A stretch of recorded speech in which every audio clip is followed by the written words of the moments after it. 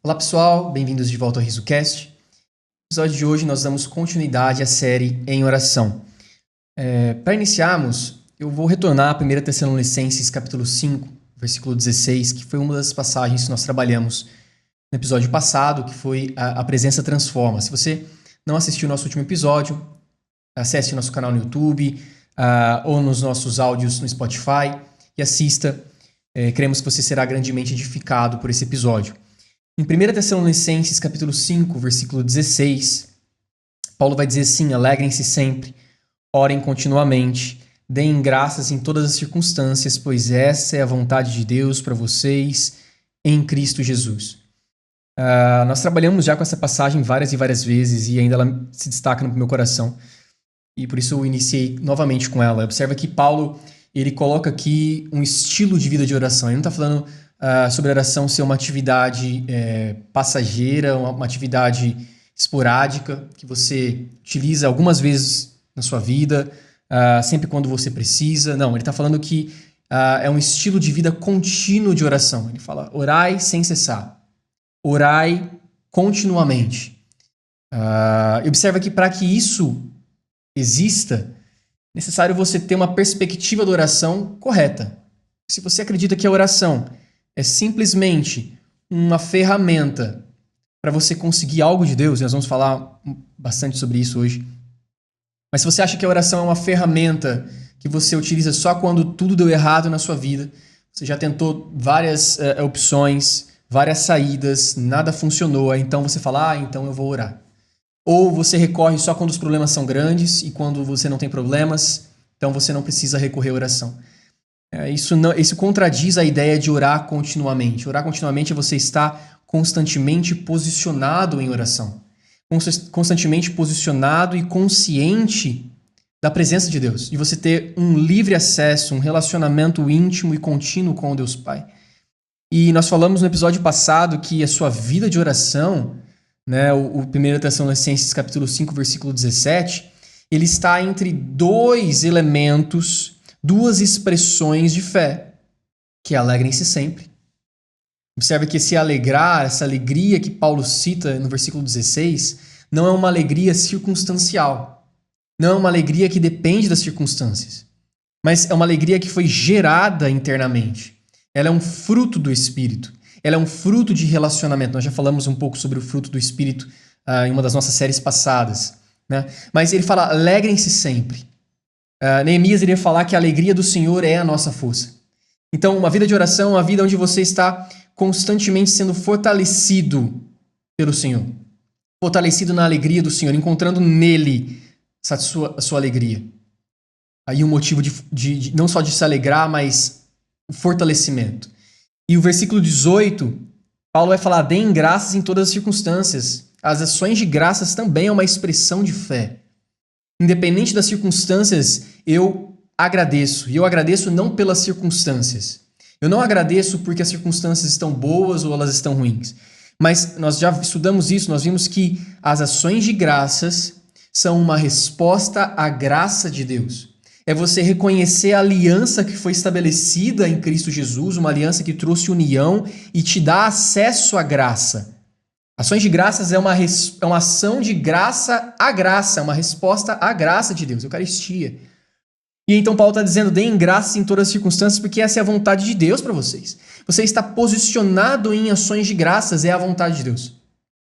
Então Paulo está dizendo aqui sobre nesses 3 versículos ele cita 3 expressões, 3 estilos de vida aqui, 3 componentes de um estilo de vida, na verdade. Ele vai falar de você estar sempre se alegrando no Senhor, da sua alegria estar no Senhor, o seu prazer está no Senhor, o seu coração, a sua afeição está nele, e você está constantemente consciente que está ligado a ele, está constantemente em oração, independente se há um problema ou não, se é uma coisa muito pequena ou muito grande, eu estou constantemente indo ao Pai, constantemente vendo o que Ele tem para me dizer, tendo um discernimento do que o Espírito Santo está me conduzindo. Isso é um estilo de vida de orar sem cessar. E além disso, você estar sempre posicionado em ações de graça, sempre posicionado na aliança estabelecida em Cristo Jesus. É o que nós vamos falar bastante hoje. O episódio de hoje chama Em Seu Nome.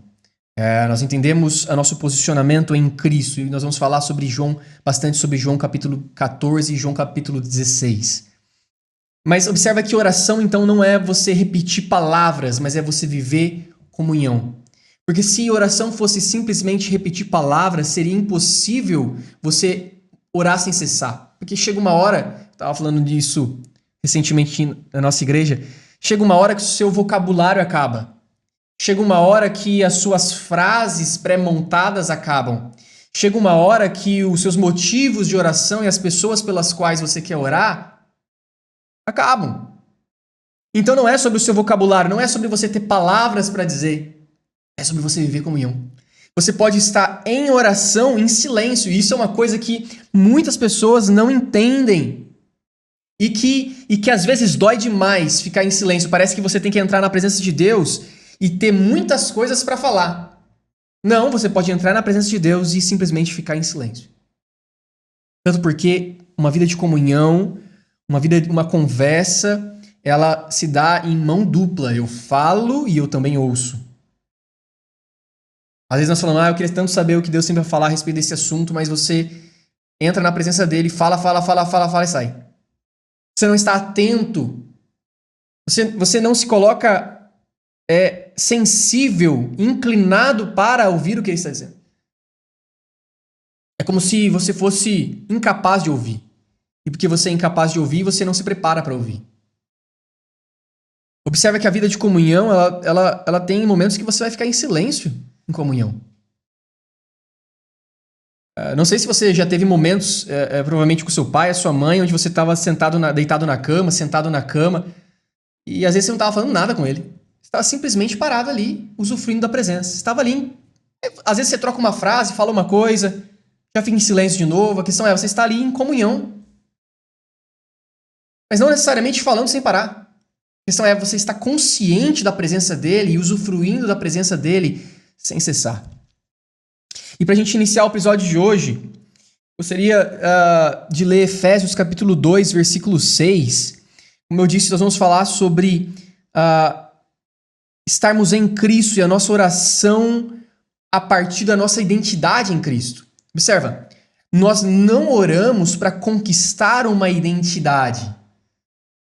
Eu não oro para conquistar algo em Deus e nem de Deus. Vamos falar bastante disso. Eu não oro para conquistar nada em Deus e de Deus. Eu oro a partir de uma identidade já estabelecida nele. Eu oro a partir de quem eu já sou. E quem eu sou em Cristo. Eu oro a partir de uma comunhão com Cristo. E Efésios capítulo 2, versículo 6 vai dizer... Olha, Deus nos ressuscitou com Cristo e com Ele nos fez assentar em lugares celestiais em Cristo Jesus.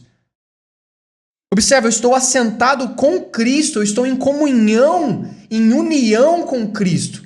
E é a partir deste lugar de união, de comunhão com Cristo, que eu oro. É a partir de uma vida ressurreta em Cristo que eu oro. Nós vamos ver João capítulo 14, 16 falando bastante sobre isso. Em Efésios 2,6 ele fala, Deus nos ressuscitou com Cristo e nos fez assentar nos lugares celestiais em Cristo Jesus. Ele nos reposicionou. E a partir desse lugar celestial, com Cristo Jesus, eu enxergo as coisas de forma diferente. Então, se eu oro a partir da minha identidade em Cristo, posicionado em Cristo, de lugares celestiais, primeira coisa, eu olho para as situações, eu olho para as circunstâncias, eu olho para os problemas de uma forma diferente. Se eu estou sentado neste lugar e olho para o microfone, eu estou olhando ele para uma perspectiva. Agora, se eu estou atrás das câmeras como a Dani está e olha para o microfone, ele está olhando o mesmo microfone para outra perspectiva. Aqui nós estamos falando só de uma questão de uma alteração geográfica. Mas aqui, em Efésios 2,6, Paulo não está falando de uma posição geográfica, de um reposicionamento geográfico.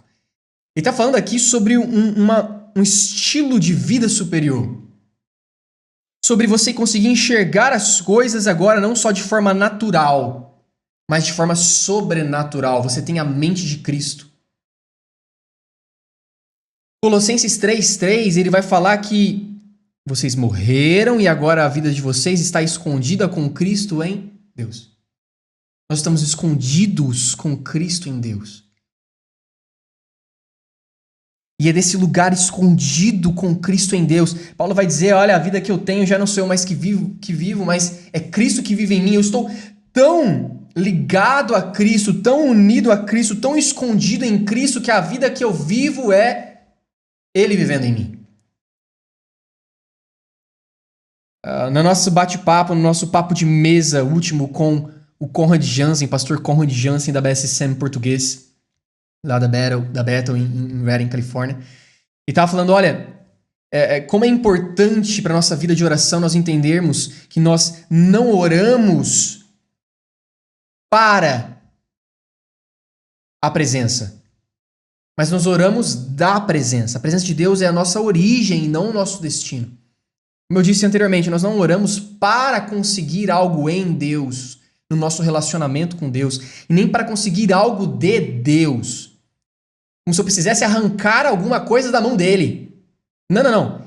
Eu oro em quem eu já sou nele, a partir da minha identidade nele. Amém? Observa que Colossenses capítulo 3, versículo 17, Paulo vai dizer assim, tudo que fizerem, seja em palavra ou em ação, façam em nome do Senhor Jesus. Em nome dele. Dando por meio dele, graças a Deus Pai. Observa que, dando graças por meio dele, está novamente levando a ideia de que eu dou graças por meio do que ele conquistou, de uma aliança estabelecida por meio dele. Mas a questão é que ele fala assim, olha, tudo que vocês fizerem, e na versão amplificada, amplified, ele vai dizer assim, tudo que fizerem, não importa o que seja, em palavra ou ação, façam tudo em nome do Senhor Jesus e em dependência dele. Nós oramos em dependência de Cristo. A nossa vida, quer em palavras, quer em ação, não importa o que seja, deve ser feita em dependência de Cristo. A nossa vida de oração deve ser feita em dependência de Cristo. Você fala, eu sei disso, Mateus. Mas muitas vezes quando nós oramos achando que nós vamos ter que orar bastante, jejuar, fazer tantas semanas disso e daquilo, para conquistar algo de Deus, significa que você está achando que você vai conquistar por algo que você fez, não por dependência de Cristo. Observa como é sutil a nossa busca por méritos. Então eu acho que quando eu orar 7 dias, quando eu jejuar durante tanto tempo, quando eu fizer uma campanha disso ou daquilo, aí eu conquisto algo de Deus. Então peraí, então você conquistou por dependência sua? Dependência dos seus méritos e não por dependência de Cristo? Observa como é sutil a carne buscando méritos, até na sua vida de oração. É como se a vida de oração fosse um meio para alavancar e mover Deus, como se Deus estivesse parado e você precisasse mover Ele. Sendo que Deus não está parado. Não precisa se mover. Ele já se moveu. Ele já proveu. E tudo que eu faço é independência do que Cristo já fez. Seja em palavras ou ação, não importa o que seja, faça tudo em dependência de Cristo. Porque se você não estiver fazendo independência de Cristo, você está fazendo independência própria.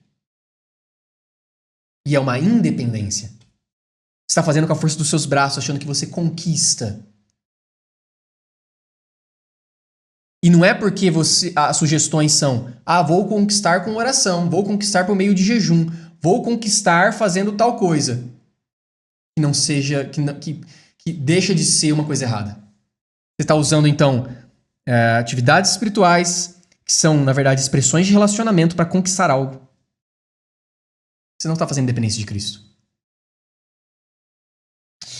Para a gente iniciar essas duas passagens que me tocou muito nessa semana, eu reli.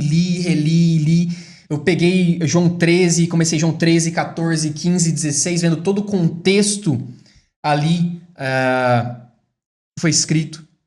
E essa parte ali de João é a última Páscoa, indo para a última ceia de Jesus com seus discípulos. Inclusive, ele vai falar que alguém vai trair ele, e aí aquela passagem onde João tá deitado no peito de Jesus, e aí Pedro pergunta quem é, né? Já é o final ali, e Jesus ele começa a dar uma sequência de ensinamentos ali na última ceia. E é interessante que em João 16, João 14, João 15 e João 16, Jesus vai falar praticamente a mesma coisa. Ele vai falar, orem, e tudo que vocês pedirem em oração, ele só troca o finalzinho, eu farei, ou Deus fará, ou permaneçam em mim, e que eu permaneça, se vocês permanecerem em mim, eu permanecerei em vocês, pedirão o que quiserem e vos será feito. É como se ele trouxesse a mesma ideia em 3 capítulos seguidos. Ele repetiu. É lógico que nós vamos ver que existe um contexto um pouco diferente, um objetivo um pouco diferente, mas é como se ele trouxesse uma ideia e ficasse rebatendo naquela ideia, batendo naquela ideia, batendo naquela ideia. Vamos iniciar com João 16. Embora nós também vamos passar por João 14, eu vou inverter a ordem. João 16, versículo 23, nós vamos ler o versículo 23 e o versículo 24. João 16, 23. Jesus dizendo, ele vai dizer assim, naquele dia, vocês não me perguntarão mais nada. Eu lhes asseguro que meu Pai lhes dará tudo o que pedirem em meu nome. De novo, em meu nome. Até agora vocês não pediram nada em meu nome. Peçam e receberão, para que a alegria de vocês seja completa. É interessante que, se você pegar essa semana, eu te convido a isso, ler João 14, 15, 16, você vai ver que Jesus está falando várias coisas e os discípulos não estão entendendo.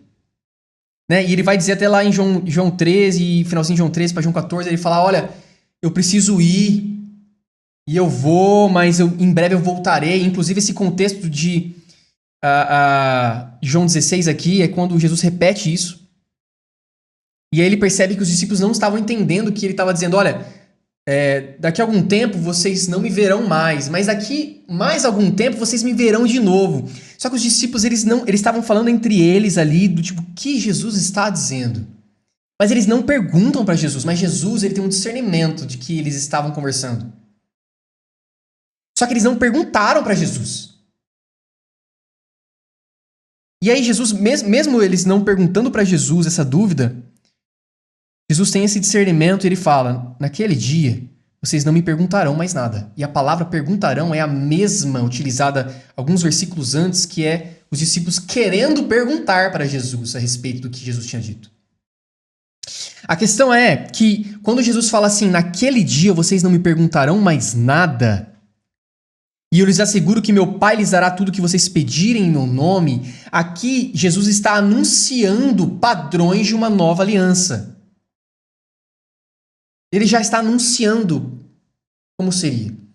Já está anunciando os padrões de uma aliança que estaria estabelecida e estaria estabelecida na morte e ressurreição dele. Naquele dia, quando Jesus fala naquele dia, é após a sua morte, ressurreição e derramamento do Espírito. Tanto que se você ler os capítulos João 13, 14, 15 e 16, você vai ver Jesus falando que ele vai falar, eu vou enviar um Consolador. Eu vou enviar o Aulos Paracletos. E ele fala, o Espírito da Verdade conduzirá vocês a toda a verdade. E ele repete isso várias vezes, de formas diferentes, mas ele traz a mesma ideia.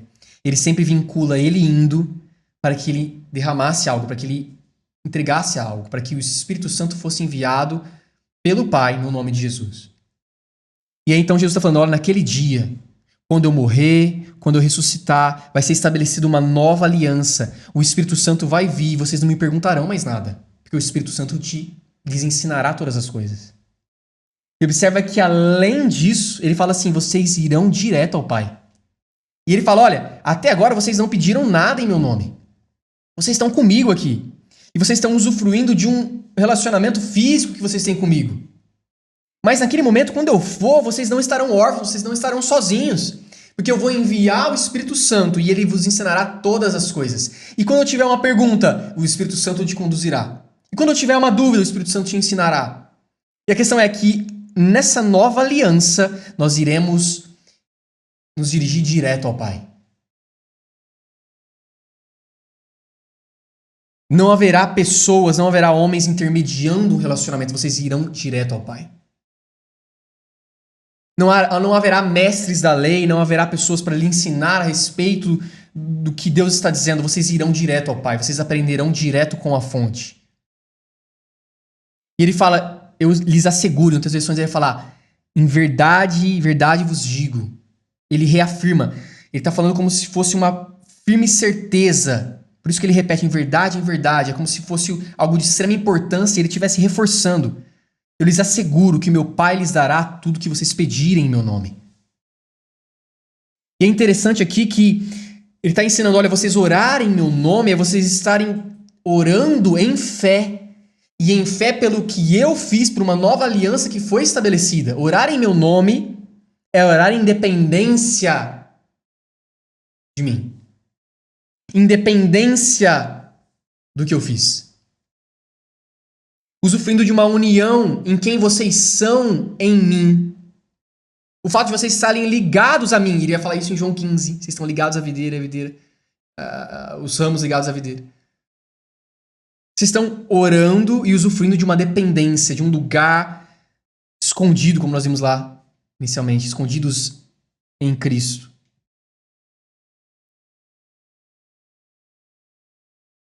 A versão TPT, ele vai dizer assim, eu lhes asseguro que meu Pai lhes dará tudo que vocês pedirem em meu nome, e na TPT ele vai falar assim, por causa do relacionamento que vocês têm comigo.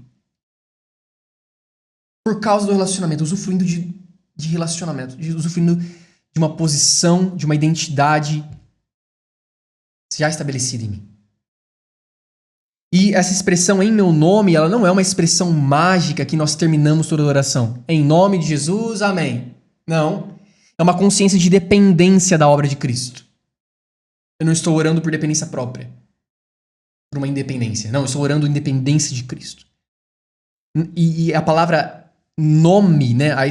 No hebraico, os nomes eram muito importantes. Eles tinham todo um significado e um peso gigantesco. Você não consegue separar o nome da essência do que dá o nome. O nome ele está intimamente ligado ao caráter daquilo que recebe o nome. A essência daquilo. Então, orar no nome de Jesus é orar na essência de quem ele é. Orar baseado no caráter dele, em quem ele é. Observa que não é uma expressão mágica, mas é você estar orando na essência de quem Cristo é. Independência de quem ele é. E quando Jesus fala assim, olha, eu os asseguro que meu Pai lhes dará tudo que vocês pedirem em meu nome, observa que a ideia de que nós estamos indo em oração e uma vez que nós estamos orando no nome de Jesus, Deus é obrigado a me dar o que eu estou pedindo. Ou parece assim, olha, já que eu estou indo no nome de Jesus, eu vou arrancar das mãos de Deus, ele vai ter que me dar o que eu estou pedindo. Não é essa a ideia. Não é. Como nós podemos duvidar que Deus irá conceder algo se ele já nos deu tudo? Observa Romanos 8,32. Romanos 8,32 vai dizer assim, Paulo dizendo, aquele que não poupou a seu próprio filho. Quem não poupou o seu próprio filho? Deus. Deus que não poupou o seu próprio filho. Mas o entregou por todos nós. Como não nos dará juntamente com ele e de graça todas as coisas? Agora, como nós podemos enxergar João 16 pensando assim, Jesus está falando assim, olha, eu vou dar uma dica para vocês, se vocês orarem no meu nome, Deus vai ser obrigado a entregar. Ele vai ter que abrir a mão dele e entregar. Não é isso que Jesus está falando. Como é que a gente pode duvidar que Deus iria deixar de nos conceder algo, sendo que ele já nos deu tudo? Romanos 8,32, ele não poupou nem o seu filho. Como ele não nos dará juntamente com o seu filho e de graça todas as coisas? Já foi dado. E pela graça. Já foi dado todas as coisas e pela graça. Quando nós oramos ao Pai, nós não estamos requerendo que Ele abra as mãos dele, nós não estamos, como eu disse, não estamos querendo mover Ele, que Ele está parado, se mova, faça, me dê. Não. Isso é uma ideia de que Deus não é um bom Pai. É uma ideia de que Deus, ele não tá tão feliz assim em te dar todas as coisas. E só tá te dando por causa de Jesus. Não. Jesus em Lucas vai dizer que é uma alegria para o Pai nos dar o reino. E é um reino de justiça, paz e alegria.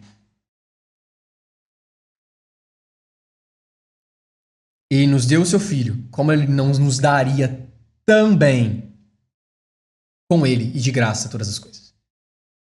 Você não está orando no nome de Jesus requerendo para que Deus largue, abra as mãos e te dê algo. Ele já te deu. Como você vai duvidar que vai receber algo que já é seu? Observa só. Se o Wheeler já tem um tênis, como ele vai duvidar que ele vai receber o tênis se o tênis já é dele? É dele o tênis. Como eu vou duvidar que eu vou receber o tênis se o tênis já é meu? É certo de que ele receberá o tênis. É dele. Como nós podemos duvidar que Deus nos daria, sendo que ele já nos deu? Ele já provisionou, já proveu todas as coisas. A fé, quando nós oramos com fé e orar no nome de Jesus é uma oração em fé, uma oração baseada no que Cristo fez na obra consumada. E observa, ela é consumada, ela é completa, ela já foi estabelecida, já foi finalizado. Eu estou orando por meio da obra consumada de Cristo. Então, a fé, ela não é um meio de tentar que Deus faça algo por mim, porque ele já fez. Deus, me cura. Deus, me cura. Deus, me cura. Essa oração, e observa, você vai falar assim: Deus, me cura em nome de Jesus, amém. Essa não é uma oração feita no nome de Jesus, porque você não está orando baseada na obra consumada. Você está achando que você está usando uma expressão em nome de Jesus para conquistar uma cura de Deus. Você está usando só uma expressão em seu nome. Você não está orando na dependência da obra. Você está achando que você precisa conquistar a sua cura. Deus, ele já proveu a cura. Você já foi curado. Isaías, ele já disse lá atrás, olha, ele levou sobre si, e Pedro vai repetir isso, certamente ele levou sobre si todas as nossas dores e enfermidades. O castigo que nos traz a paz hoje estava sobre ele, e pelas suas pisaduras, pelas suas feridas, nós já fomos sarados. Você já foi curado. A sua fé, ela não é um meio de tentar que Deus te cure, que Deus te dê provisão, que Deus te dê paz, que Deus te dê alegria. Você já tem todas essas coisas por meio de Cristo Jesus, por meio da obra consumada. A minha fé não é uma alavanca para fazer Deus se mover e me dar aquilo. Ele já me deu. Lembra que Jesus foi enviado pelo Pai. Jesus não saiu escondido lá do céu e fala: deixa eu ficar escondido aqui, deixa eu morrer, ressuscitar, porque aí, quando eu fizer isso e pagar por tudo, Deus vai ser obrigado a dar. Não, não, não. Deus amou o mundo de tal maneira que deu o seu Filho. E Ele deu para que tudo fosse já provido.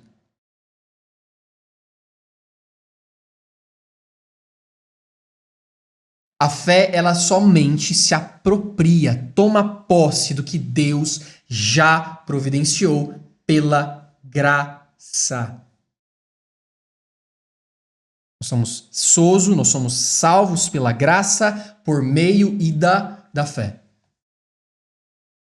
Nós somos salvos, curados, libertos pela graça, por meio e pela porta da fé, pelo acesso. Nós acessamos a graça, a provisão de Deus pela fé. Observa que 2 Coríntios capítulo 1, versículo 20 vai dizer assim: pois quantas são as promessas de Deus, em Cristo elas são todas respondidas sim.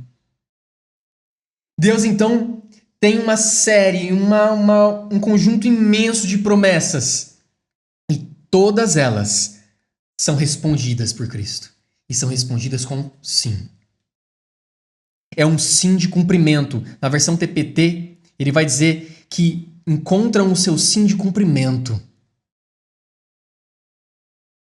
Então, o que era promessa se tornou herança, se cumpriu em Cristo Jesus. se cumpriu em Cristo, é um sim de cumprimento. Elas são sua herança, elas te pertencem. Você não precisa conquistar uma herança, ela já é sua. E ele vai dizer assim, por meio dele, por meio de Cristo, dizemos o nosso amém para a glória de Deus. Quando nós entramos em concordância com o sim de Cristo, com a obra de Cristo, isso dá glória a Deus.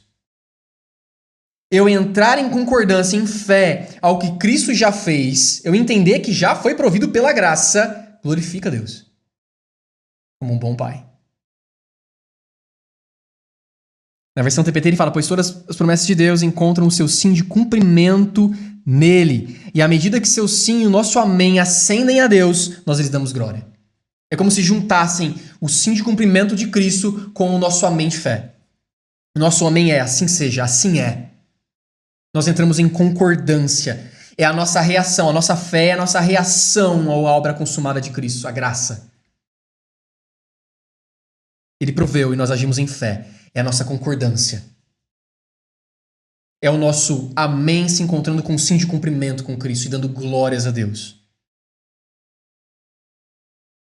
A minha confissão, e quando eu digo quem eu sou em Cristo, a minha confissão, ela proveio de comunhão com Cristo e com Deus Pai. Eu estou dizendo a mesma coisa. Lembra lá que nós já estudamos isso também, que confissão, confessar algo é homologueu, é dizer a mesma coisa que eu estou dizendo a mesma coisa que Deus está dizendo. Eu estou dizendo a mesma coisa do que Cristo está dizendo. Eu estou entrando em concordância com Ele. Eu estou dizendo amém. Então Cristo disse, Deus disse algo. Promessa. Jesus veio e fala, sim de cumprimento. E aí então eu venho e declaro o mesmo, amém. Minha confissão de fé, o meu amém, é a minha concordância à obra da graça, às boas novas da graça de Cristo. É simplesmente eu entrando em concordância ao que Deus fez, ao que Cristo fez. Não é eu tentando conquistar algo em Deus ou de Deus, mas eu entrando em total dependência do que Cristo fez e só respondendo o amém. Entrando em concordância. Deus disse, Cristo cumpriu, eu digo amém. Isso dá glória a Deus. Para a gente já caminhando para o final do episódio, observa que Jesus vai dizer algo parecido em João 14, mas eu vou mostrar como existe uma mudança do contexto. Ele vai dizer assim, João 14, versículo 12, digo-lhes a verdade, aquele que crê em mim fará também as obras que eu tenho realizado. Fará coisas ainda maiores do que essas, porque eu estou indo para o Pai. E tudo quanto pedirdes em meu nome, eu farei, para que o Pai seja glorificado no Filho. De novo ele fala, e tudo quando pedirdes... Mas agora ele fala assim, tudo quando pedirdes em meu nome, eu farei. Em João 16, que nós acabamos de ler, ele fala, seguro que meu Pai lhes dará tudo que vocês pedirem em meu nome.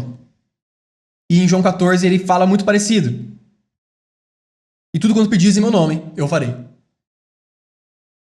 Só que observa agora que o contexto do que Jesus está dizendo, o versículo 13, né? E tudo quanto pedis em meu nome eu farei para que o Pai seja glorificado no Filho, ele sucede o versículo 12, e o contexto eram obras ainda maiores. Era uma ação ministerial, era o que Jesus fazia.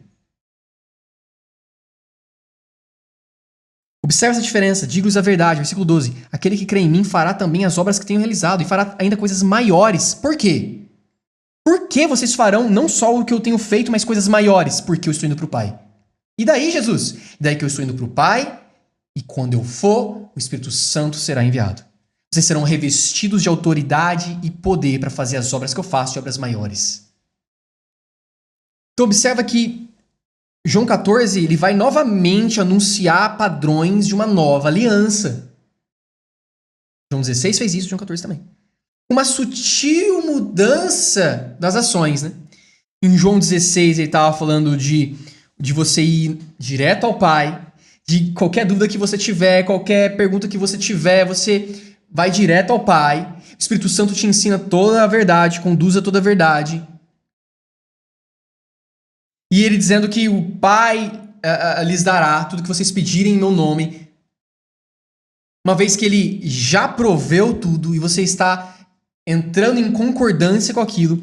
E em João 14 ele fala que a partir também dessa vida de união com Cristo, dessa vida de dependência de Cristo, você também age.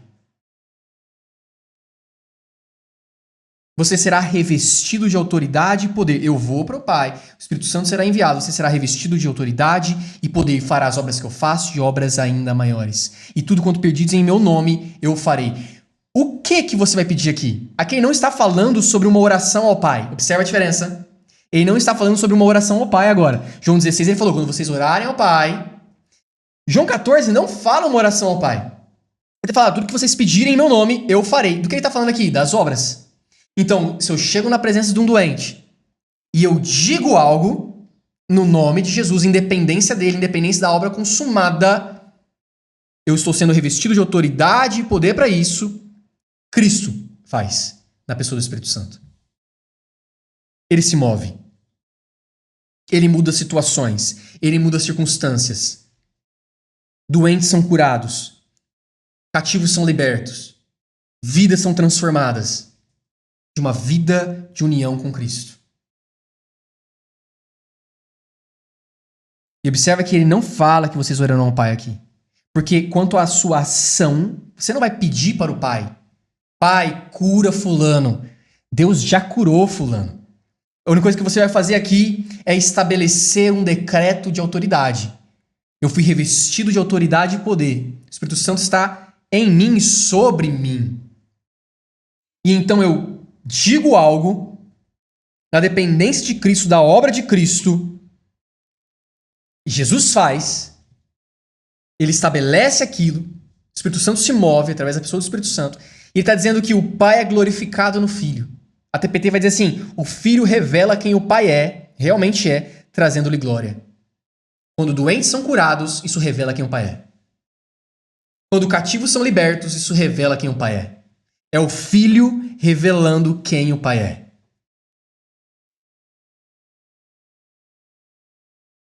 Percebe isso? Quando as necessidades do mundo são respondidas, são sanadas, revelam o Pai. O Pai não é revelado quando surge uma necessidade. O Pai é revelado quando a necessidade foi sanada.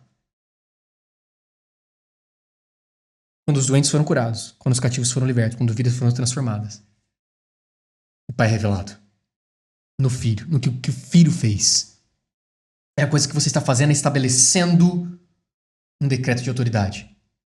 Não é um clamor a Deus para que algo seja feito, mas é um decreto de autoridade que proveio também de uma dependência de Cristo Jesus, no nome dele, em seu nome, em dependência dele. A Reid Becker vai dizer assim, quando tudo que Jesus tem é nosso, podemos começar a alimentar as nações. É isso que Jesus está dizendo em João 14 praticamente. Em outras palavras, seria isso. Ele está dizendo, olha, tudo que eu tenho, e Jesus vai dizer isso, eu não me lembro agora em qual desses capítulos, mas ele fala, tudo que o Pai tem é meu, tudo que eu tenho eu entrego para o Espírito e o Espírito derrama em vocês. Ou seja, quando tudo que Jesus tem é seu, você se apropria, toma posse daquilo, você começa a alimentar as nações. Você começa então a manifestar aquilo, derramar aquilo que te alimentou.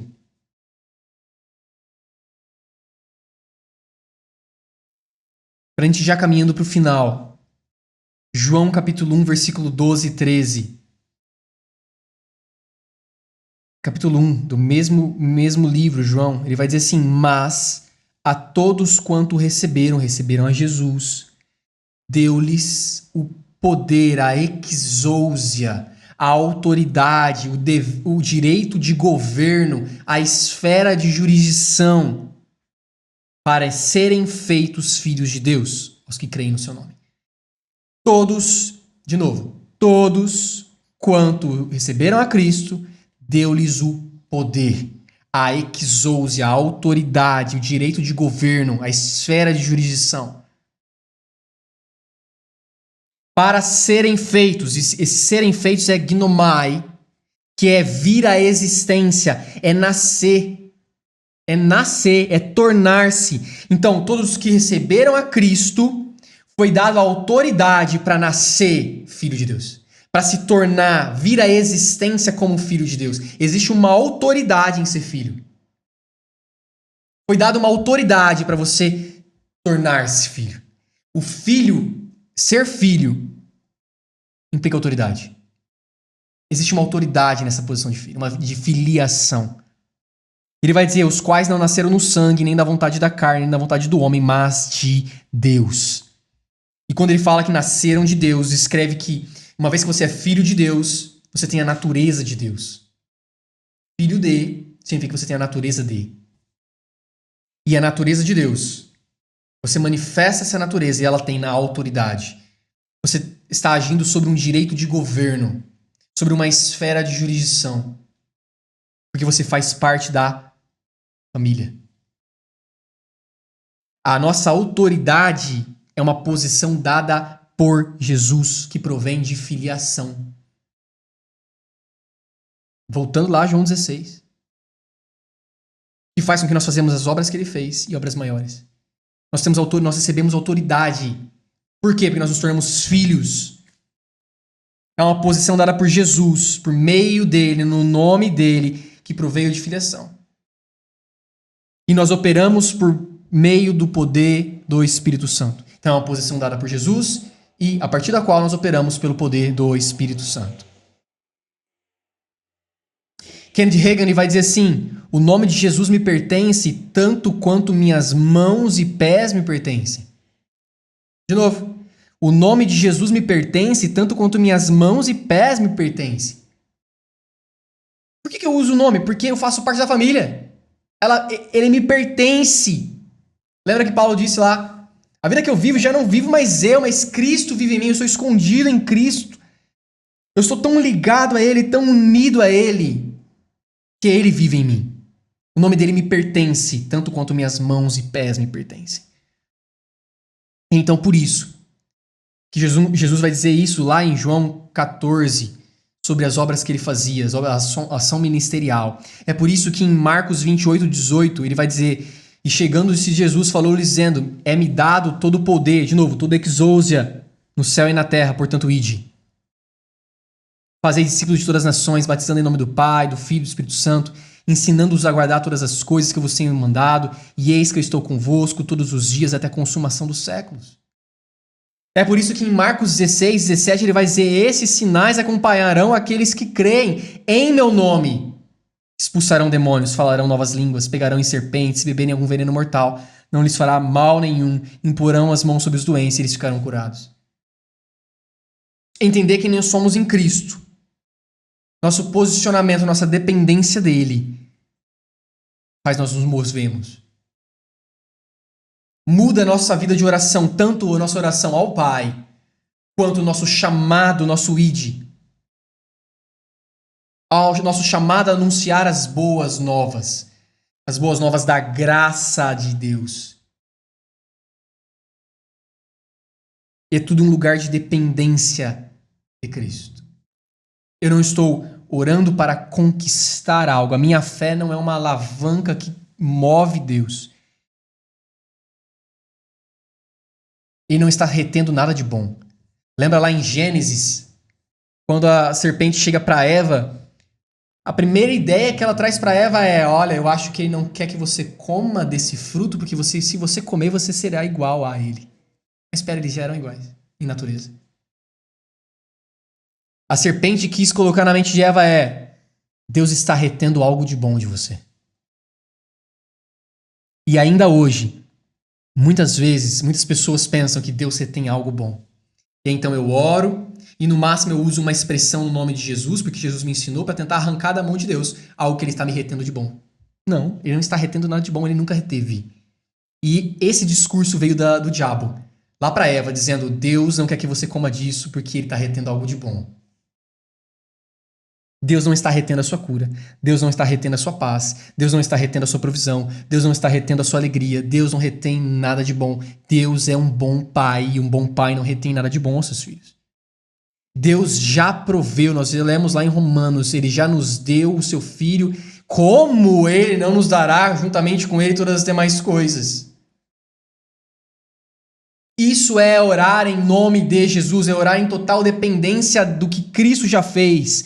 É orar sabendo que tudo já foi provido pela graça de Deus. Orar em nome de Jesus é orar sabendo que tudo já foi provido pela graça de Deus. E é por esse motivo, nós já estamos fechando, é por esse motivo que Tiago 5,16, ele vai dizer: a oração do justo é poderosa e eficaz.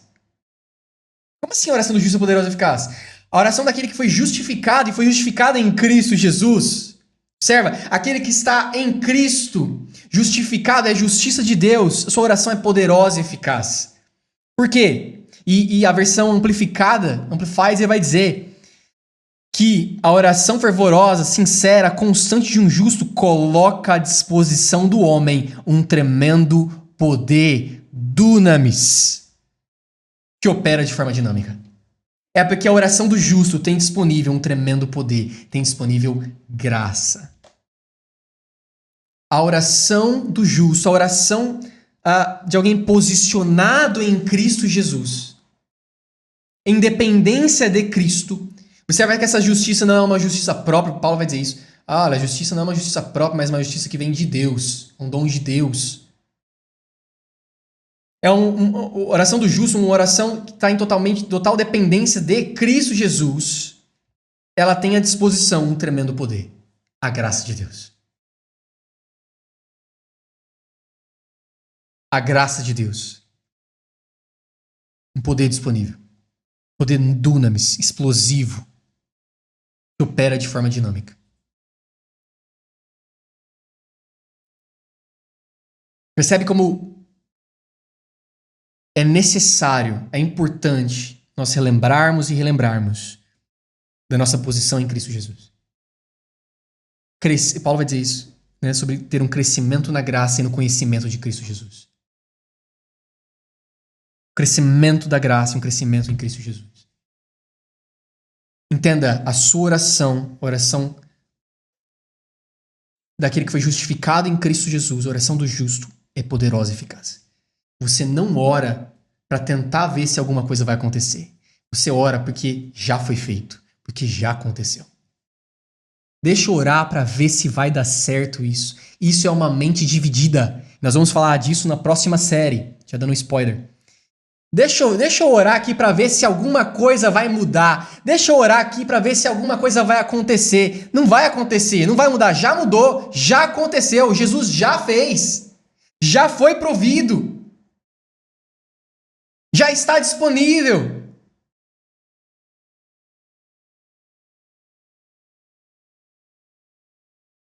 Não é uma tentativa, a última tentativa sua. Mas é o primeiro lugar para o qual você corre. E você sabe quem você é. Você ora da sua identidade. Você ora sabendo que Ele é a fonte, Deus é a fonte de todas as coisas. E tudo já foi provido em Cristo Jesus. Eu oro em total dependência de Cristo. Não em total dependência das minhas forças. Não em total dependência das minhas habilidades. Não em meu nome. Mas o nome dele, em dependência dele. Acessando o que já foi provido, a graça de Deus. Deus já se moveu. Ele já disse.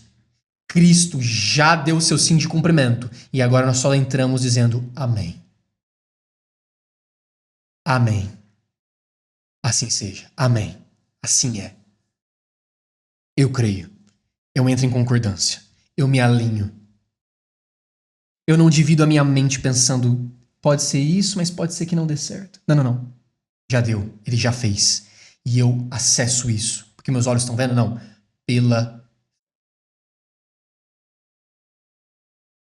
Por isso que eu já posso me alegrar. Por isso que a vida de oração, orar sem cessar, deem graças. Eu dou graça porque eu já sei o que foi provido. Eu dou graça porque eu já estou olhando para a aliança. Amém? Vamos abaixar a cabeça. Pai, nós te agradecemos. Te agradecemos, Pai, pelo seu grande amor. O Senhor nos amou de tal forma, quando ainda éramos pecadores, inimigos, Deus. O Senhor nos amou tanto, que enviou o seu Filho. E o Senhor nos deu o seu Filho, como não nos daria também juntamente com ele todas as demais coisas? Como nós podemos, Pai, alimentar pensamentos de incredulidade que provém da carne, achando que o Senhor não nos daria todas as demais coisas? Pai, que os nossos olhos estejam voltados totalmente para Cristo Jesus. Que a nossa confiança não esteja dividida, Pai. Que o nosso lugar de confiança não esteja dividido. Mas que o nosso coração esteja totalmente inclinado em firme convicção, na certeza, na convicção dos fatos, na substância daquilo que Cristo já fez. Entrando num lugar de total dependência de Cristo. Dependência da obra de Cristo. Fazendo tudo em palavras e em ação, em dependência de Cristo. Pai, nós sabemos que quando as nossas orações são respondidas, o Senhor é glorificado, é revelado pela obra do Filho. É revelado. Pai, nós te agradecemos. Nós vamos crescer na sua graça, Pai, e no conhecimento de Jesus. Crescer em total dependência de Jesus. Crescer em total dependência de Jesus. Totalmente fundamentados, edificados na nossa fé, na nossa santíssima fé. Acessando tudo aquilo que já foi provido. Que já é nosso em Cristo Jesus, já é herança. O Senhor prometeu, o Senhor se moveu, o Senhor disse. Jesus deu o sim de cumprimento e nós entramos, Pai, com o nosso amém, com a nossa concordância. Nós te agradecemos, Pai. Nós te agradecemos pela obra consumada, completa e perfeita de Cristo. Nós te agradecemos, Pai. Já é. Já é. Nós já somos, nós já temos. Obrigado, Pai. Nós te agradecemos. Amém. Amém. Sejam abençoados até o episódio da semana que vem.